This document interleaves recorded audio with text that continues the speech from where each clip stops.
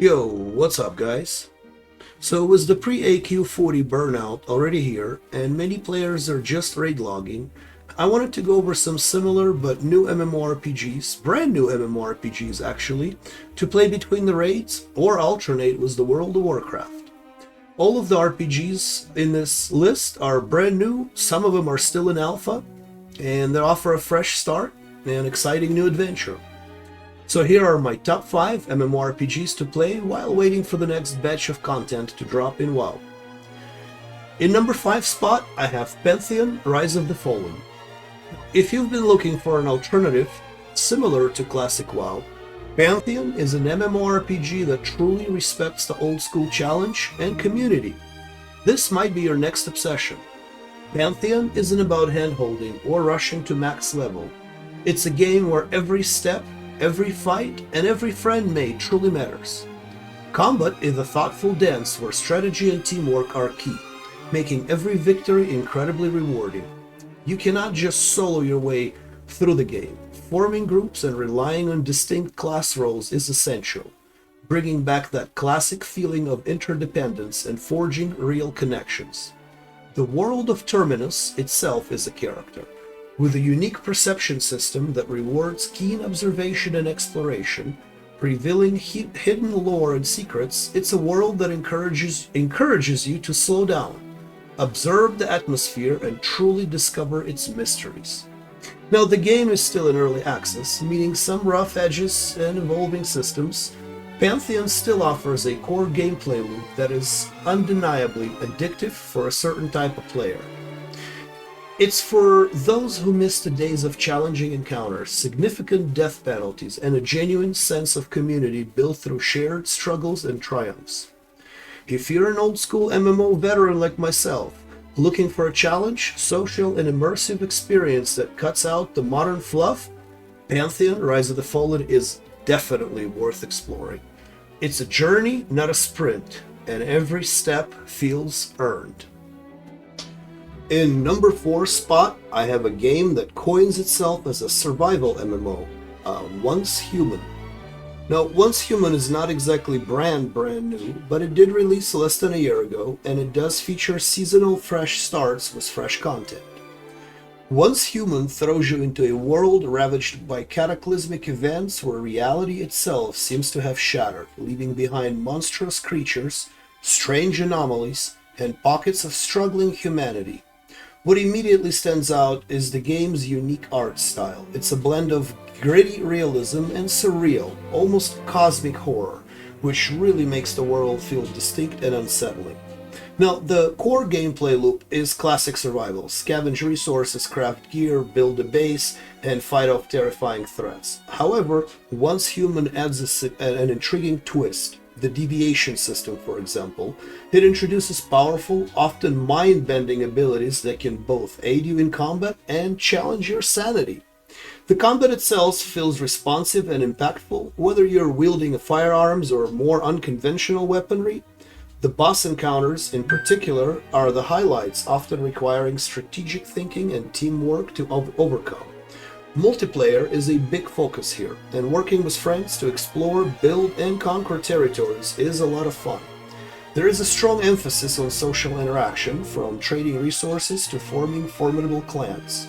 The world is expansive, filled with secrets to uncover, and there is a good amount of content to keep you engaged, from story missions to repeatable events to PvP.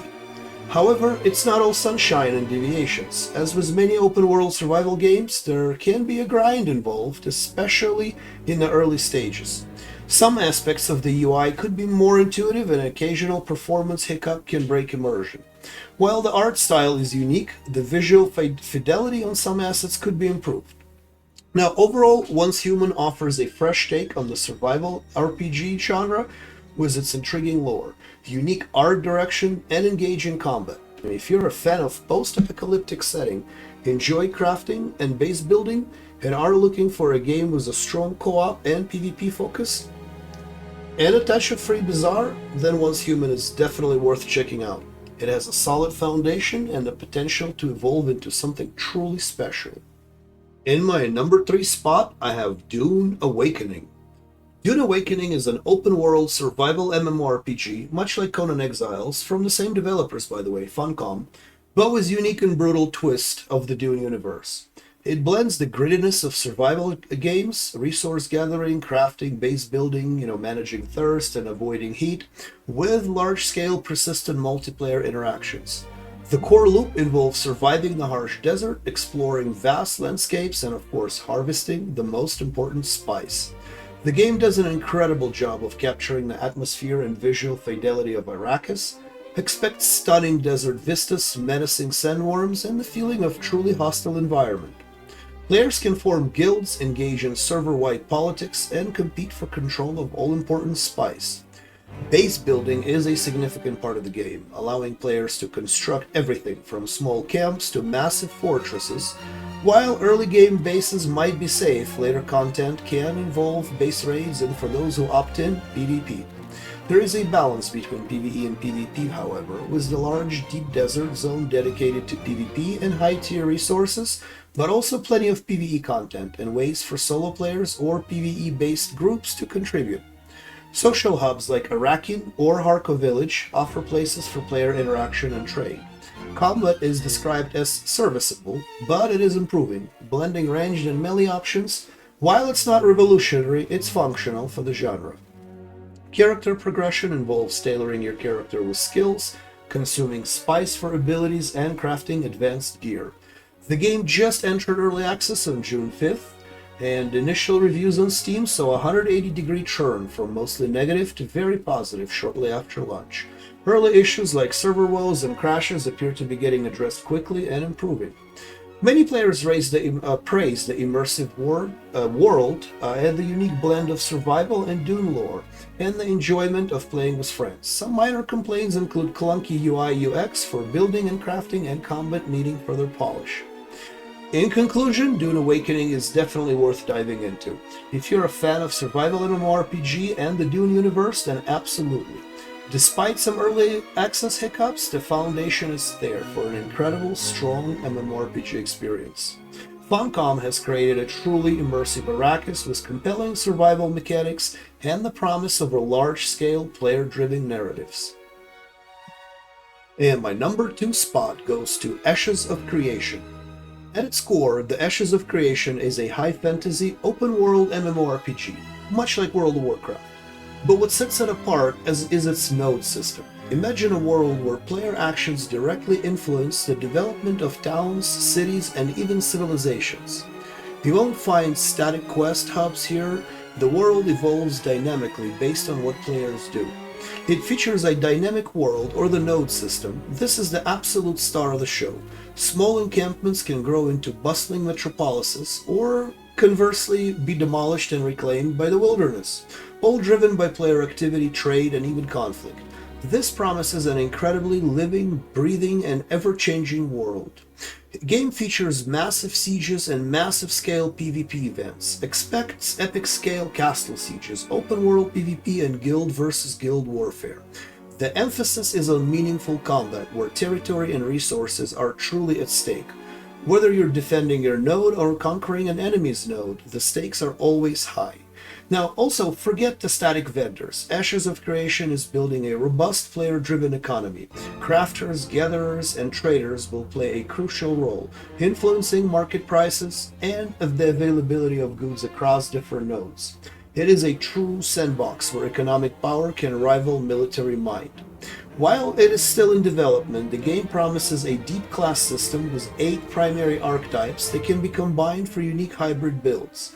This offers significant customization and replayability, allowing players to truly tailor their combat style.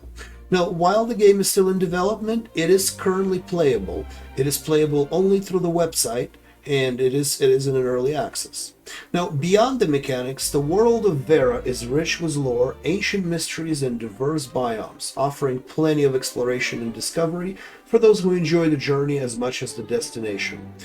In conclusion, Ashes of Creation is incredibly ambitious. The promise of a truly dynamic world, meaningful player choices, and large-scale conflict is exactly what many MMORPG fans have been craving. It is still in alpha, like I said before, so there's still a lot of development ahead.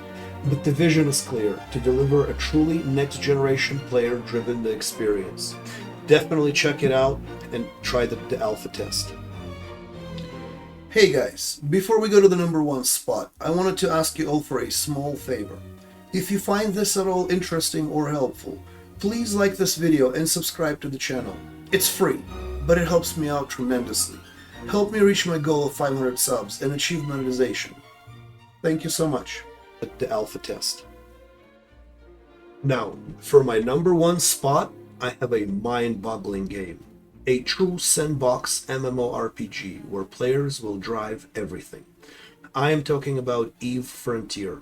Now, not to mix with EVE Online, as these are two completely separate games. Both made by the same company, CCP, but while EVE Online is now 22 years of age, EVE Frontier is about to hit public access on June 11th, 2025 for the very first time. Some people call it EVE Online 2. While I do have Founders Access, I am purposely not playing the game until its public release, so I accidentally do not disclose anything pre-release that has not already been announced or published by the developers, as I had to sign an NDA agreement to get my Founders Access. So anything I'm about to talk here regarding EVE Frontier has already been discussed, has been published or announced by the developers. So what is EVE Frontier? At its core, EVE Frontier is a massively multiplayer online space role-playing game. Think less action shooter and more economic sandbox meets interstellar warfare. A true space opera.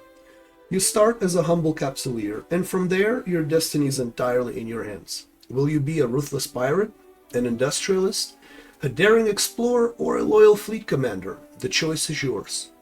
Now, EVE Frontier is not a game that holds your hand. The learning curve is steep and honestly can be brutal. You will spend hours, if not days, just trying to understand the intricacies of its systems.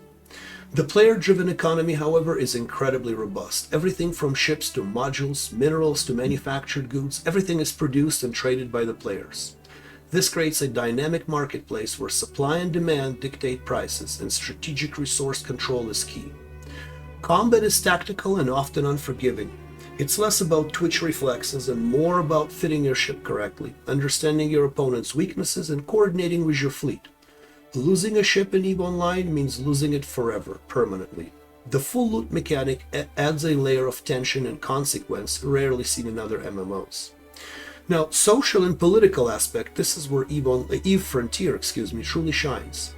Massive player corporations, which corporations are like guilds in World of Warcraft, dominate the space, engaging in epic wars, forming complex alliances, and shaping the political landscape of the entire galaxy. If you love deep social interactions and large-scale strategic gameplay, this game is for you. Visually, EVE Frontier might not be pushing the boundaries of realism, but its art style is distinct and effective. Ship designs are iconic, and the various nebula planets and stargates create a genuine atmospheric setting. The sound design complements with the satisfying weapon effects and the hum of your engines. Now, unparalleled player agency, a truly emergent narrative, and incredibly deep and rewarding economic and political system is what sets this game apart. The learning curve, however, could be a brick wall. New players can feel completely overwhelmed. However, learning this game will be worth it. It will be rewarding. Communities sometimes can be cutthroat. Scamming, backstabbing, and espionage are not just tolerated, but often encouraged as part of the game's core design. This does add realism, and stakes are high.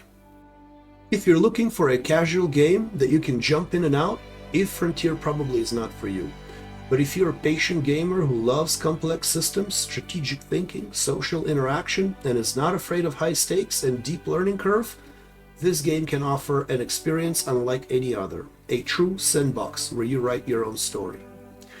In conclusion, EVE Frontier is not just a game, it's a second life for many. It is harsh and demanding, but for those who embrace it, its unique philosophy, it offers an incredibly deep, rewarding, and truly player-driven experience. That is my take on EVE Frontier. This is the game that I will be playing, or at least streaming some of it, once the public access is released. I will be posting some videos of EVE Frontier here, along with the World of Warcraft. And that pretty much sums up my top 5 MMORPGs to play to alleviate World of Warcraft burnout or to play between the raids.